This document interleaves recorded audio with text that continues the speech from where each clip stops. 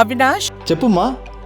దగ్గరలో ఉన్న మెడ్ప్లస్ కు వెళ్లి మెడ్ప్లస్ బ్రాండ్ మెడిసిన్స్ అని అడిగి కొనుక్కునరా. అక్కడ 50 to 80% తగ్గింపుకు వస్తుంది. మీరు తీసుకునే అదే మందులు, అదే నాణ్యమైన మందులు, కానీ సగం ధరకే. తెలంగాణలో గురుకులాల అంశం రాజకీయ పార్టీల మధ్య సెగలు పుట్టిస్తుంది.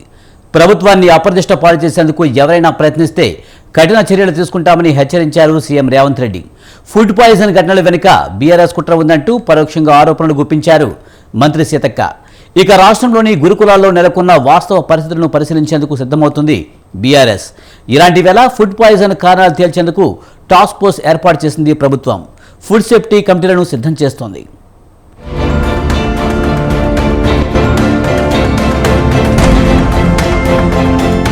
గురుకుల పాఠశాలలో వరుసగా జరుగుతున్న ఫుడ్ పాయిజన్ ఘటనలు, మరణాలు, ఆత్మహత్యలపై తెలంగాణలో పెద్ద ఎత్తున చర్చ జరుగుతోంది.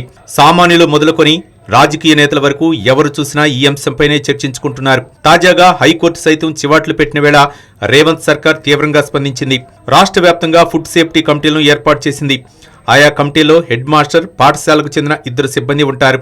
మొదటగా వాళ్లు వంటగదులను పరిశీలిస్తారు. ఆ తర్వాత వండిన భోజనాలను రుచి చూస్తారు. అనంతరమే విద్యార్థులకు వండించాలని ఉత్తర్వులు జారీ చేశారు సీఎస్ శాంతికుమారి.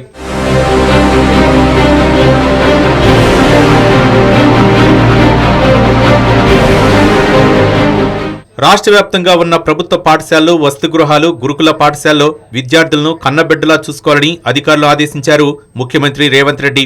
ఎప్పటికప్పుడు తనిఖీలు నిర్వహించాలన్నారు.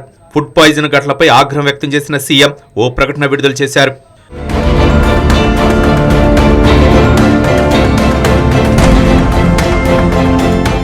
విద్యార్థులకు పరిశుభ్రమైన వాతావరణంలో పౌష్టికాహారం అందించాలన్నారు సీఎం రేవంత్ రెడ్డి.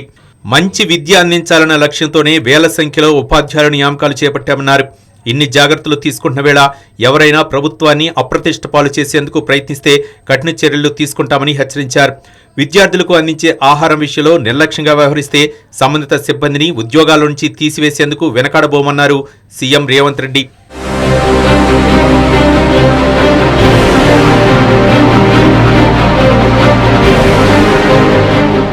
సంక్షేమ హాస్టల్లో వరుసగా జరుగుతున్న ఘటనలపై తీవ్ర ఆరోపణలు చేశారు మంత్రి సీతక్క. ఫుడ్ పాయిజన్ ఘటన వెనుక బీఆర్ఎస్ కుట్ర ఉందంటూ పరోక్షంగా కామెంట్ చేశారామె. త్వరలోనే అన్ని విషయాలను బయటపెడతామన్నారు. అధికారుల పాత్ర ఉందని తేలితే వారిని ఉద్యోగాల నుంచి తొలగిస్తామని తేల్చి చెప్పారు మంత్రి సీతక్క. తమ ప్రభుత్వం ఎలాంటి చర్యలు తీసుకుంటోంది, గత బీఆర్ఎస్ హయాంలో ఏం జరిగిందన్నది అందరికీ తెలుసునన్నారు మంత్రి సీతక్క. గురుకులాల గురించి కూడా మేము చెప్తా ఉన్నాం. ముందుగాల కేటీఆర్ మీ హయాంలో ఎంతమంది చనిపోయిర్రో ఆ రోజు ఒక్కరి దగ్గర కూడా మీరు పోలే. కనీసం ఇప్పుడైనా ప్రతిపక్షంలోకి వచ్చినావు కదా, ఈరోజు పోండి. మొన్న వాంకడి ఘటనలో మా మంత్రులు 4 ఫాలోఅప్ చేసినాం. అదే కాకుండా 16 లక్షలు ఖర్చు పెట్టినాం అమ్మాయిని బతికించడం కోసం. కార్డియాక్ అరెస్ట్ తోటి మళ్ళీ కోమాలోకి వెళ్ళిపోయి చనిపోవడం జరిగింది.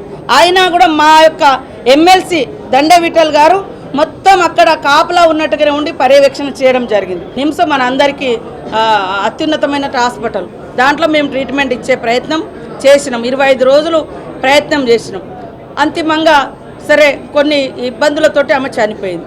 అయినా కూడా మేము అన్ని రకాలుగా ఆ కుటుంబానికి భరోసానిచ్చినాం, ఆదుకుంటున్నాం. ఇవాళ ఈ హాస్టళ్లలో జరిగే వాటి వెనుక కుట్రలు కూడా మేము తొందరలోనే బయట పెడతాం. ఖచ్చితంగా కొంతమంది హాస్టళ్లలో ఉండేటువంటి వాళ్ళతో కూడా కొన్ని లింక్స్ పెట్టుకొని అవన్నీ ఏమేమి జరుగుతున్నాయో అవన్నీ కూడా బయటికి తీస్తాం. ఆ అధికారులు ఎవరైనా అట్లాంటి వాటి కుట్రలకు తెరలేపితే వాళ్ళ మీద క్రిమినల్ కేసులు పెడతాం, సర్వీస్ నుంచి కూడా రిమూవల్ చేస్తామని కూడా ఈ సందర్భంగా ముఖ్యమంత్రి రేవంత్ రెడ్డి సూచనల మేరకు జిల్లా కలెక్టర్లు, అడిషనల్ కలెక్టర్లను జిల్లా కమిటీలుగా వేస్తున్నామన్నారు మంత్రి పొన్నం ప్రభాకర్. సిద్దిపేటలోని మహాత్మా జ్యోతిబా పూలే గురుకుల పాఠశాలను ఆకస్మికంగా తనిఖీ చేశారు ఆయన. జిల్లా కమిటీలో SC, ST, BC, minority welfare అధికారులు ఉంటారని వెల్లడించారు. గురుకులాలను పరిశీలించే ఆయా జిల్లా కమిటీలు ప్రతి 15 రోజులకు ఓసారి నివేదికలు రూపొందిస్తాయని అన్నారు మంత్రి పొన్నం ప్రభాకర్. ముఖ్యమంత్రి గారి సూచన మేరకు జిల్లా కలెక్టర్లు, అడిషనల్ కలెక్టర్లను జిల్లా స్థాయిలో కమిటీగా వేస్తూ 4 వెల్ఫేర్ అధికారులు, ఎస్సీ, ఎస్టీ, బీసీ, మైనార్టీ అధికారులు, అదేవిధంగా ఆరోగ్యానికి సంబంధించి చూడడానికి డిఎంహెచ్ఓను, ఆ ప్రాంతం ఆ స్కూల్ యొక్క ప్రిమిసెస్ బాగుండడానికి డిఆర్డిఓ గారు, దాని తర్వాత విలేజ్ సెక్రటరీ కానీ ఆ ప్రాంతంలో ఉండేటువంటి విధంగా డిపిఓలను సభ్యులుగా చేస్తూ కమిటీ వేస్తూ ఇదే ఫార్మేట్లో మండల స్థాయిలో కూడా వేస్తూ ప్రతి 15 రోజులకు ఒక్కసారి ఆ పాఠశాల సందర్శన లేదా నివేదికలు తీర్చే కార్యక్రమం. ఎక్కడ ఫుడ్ పాయిజన్ అవకాశం లేకుండా కిచెన్ కానీ శానిటేషన్ కానీ అన్ని రకాలు చూడమని చెప్తాను. సో వీటన్నిటి ద్వారా కూడా సమస్య లేకుండా చేయడానికి స్టేట్ కలెక్టర్స్ కాన్ఫరెన్స్లో కూడా చెప్పడం జరిగింది. సో వీటన్నిటి ద్వారా మేము ఎప్పుడు కూడా కన్సర్న్ ఉన్నాం. Don't do politics on childrens. Backward class welfare Telangana మంత్రిగా మిగతా ఎస్సీ ఎస్టీ మైనార్టీ సంబంధించినటువంటి గురుకులాల్లో కూడా మాకు ఇక్కడ ఏ సమస్య ఉన్నా దయచేసి ప్రభుత్వం దృష్టికి తీసుకురండి. రాష్ట్రంలోని గురుకులాలు, ప్రభుత్వ పాఠశాలలో చోటు చేసుకుంటున్న మరణాలు, విషాద ఘటనలపై ముఖ్యమైన నిర్ణయం తీసుకుంది బీఆర్ఎస్. గురుకుల బాట పేరుతో ప్రత్యేక కార్యక్రమం చేపట్టనున్నట్లు వెల్లడించారు ఆ పార్టీ వర్కింగ్ ప్రెసిడెంట్ కేటీఆర్. ఈ నెల 30 నుంచి డిసెంబర్ 7 వరకు ఈ కార్యక్రమాన్ని నిర్వహించనుంది గులాబీ పార్టీ. ఇందుకోసం ఆర్ఎస్ ప్రవీణ్ కుమార్ నేతృత్వంలో 5 సభ్యులతో అధ్యయన కమిటీ ఏర్పాటు చేసింది కారు పార్టీ. 49 మంది విద్యార్థులు చచ్చిపోతే సంక్షేమ శాఖ అధికారుల మీద ఇప్పటి వరకు ఎలాంటి వాళ్ళ మీద చర్యలు లేవు. 49 మంది విద్యార్థులు చనిపోతే లేవు. 1000 దాకా విద్యార్థులు అనారోగ్యం పాలై హాస్పిటల్లో పడితే ఎవరి మీద ఇప్పటి వరకు చర్యలు లేవు. ఎంత నీచమైనటువంటి ప్రభుత్వంలో మనం బతుకుతా ఉన్నాం. ఇలా కుక్క కాటు, పాము కాటు, కరెంటు షాకు, ఇవన్నీ షాకులతోని విద్యార్థులు చనిపోతా ఉన్నారు. ఇంతమంది చనిపోతా ఉన్నారు. ఇలా మేము ఈ ప్రభుత్వాన్ని మేము ఒకటే అడుగుతా ఉన్నాం, ఎంతమంది చనిపోతే, ఎంతమంది హాస్పిటల్ల పాలైతే ఈ ప్రభుత్వం స్పందిస్తుంది? గురుకులాలపై ఓవైపు ఇంత చర్చ జరుగుతుంటే అధికారులు మాత్రం ఇంకా చలనం వచ్చినట్లు కనిపించడం లేదన్న అభిప్రాయం వ్యక్తమవుతోంది. ఉమ్మడి కరీంనగర్ జిల్లాలోని గురుకుల పాఠశాలలో చదువుతున్న విద్యార్థులు తమ గోడు వెళ్లబోసుకుంటున్నారు. గోడలు పగిలిన గదుల్లో భయంగా ఉంటున్నామని చెబుతున్నారు. పాములు, తేళ్ల భయంతో ప్రాణాలు అరిచేతిలో పెట్టుకుని చదువుకోవాల్సిన పరిస్థితులు తలెత్తుతున్నాయని అంటున్నారు స్టూడెంట్స్.